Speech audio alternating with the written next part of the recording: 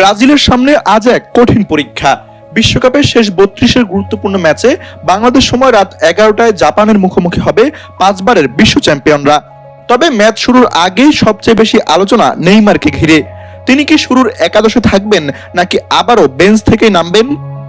স্কটল্যান্ডের বিপক্ষে গ্রুপ পর্বের ম্যাচে দীর্ঘ 981 দিন পর ব্রাজিলের জার্সিতে মাঠে ফেরেন নেইমার। দ্বিতীয়ার্ধে বদলি হিসেবে নেমেই ইতিহাস গড়েন তিনি। জালমা সান্তোস, পেলে ও কাফুর পর ব্রাজিলের চতুর্থ ফুটবলার হিসেবে 4টি ভিন্ন বিশ্বকাপে দেশের প্রতিনিধিত্ব করার কীর্তি করেছেন এই তারকা। তবে জাপানের বিপক্ষে শুরু থেকেই তাকে মাঠে দেখার সম্ভাবনা এখনো খুব বেশি নয়। ম্যাচের আগের সংবাদ সম্মেলনে ব্রাজিল কোচ কার্লো আনচেলোত্তি জানান, ইনজুরি কাটিয়ে নেইমার দ্রুতই নিজের সেরা ছন্দে ফিরছেন।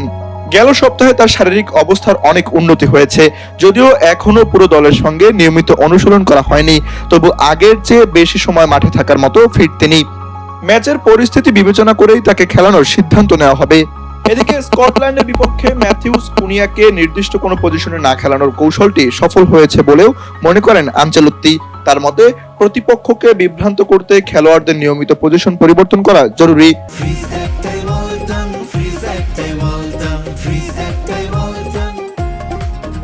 ব্রুনো গিমারেস, লুকাস পাকেতা ও কুনিয়া গেল 2 ম্যাচে সেই পরিকল্পনা দারুণভাবে বাস্তবায়ন করেছেন। আজ জাপানকে হারাতে পারলেই শেষ 16 টিকিট নিশ্চিত করবে ব্রাজিল।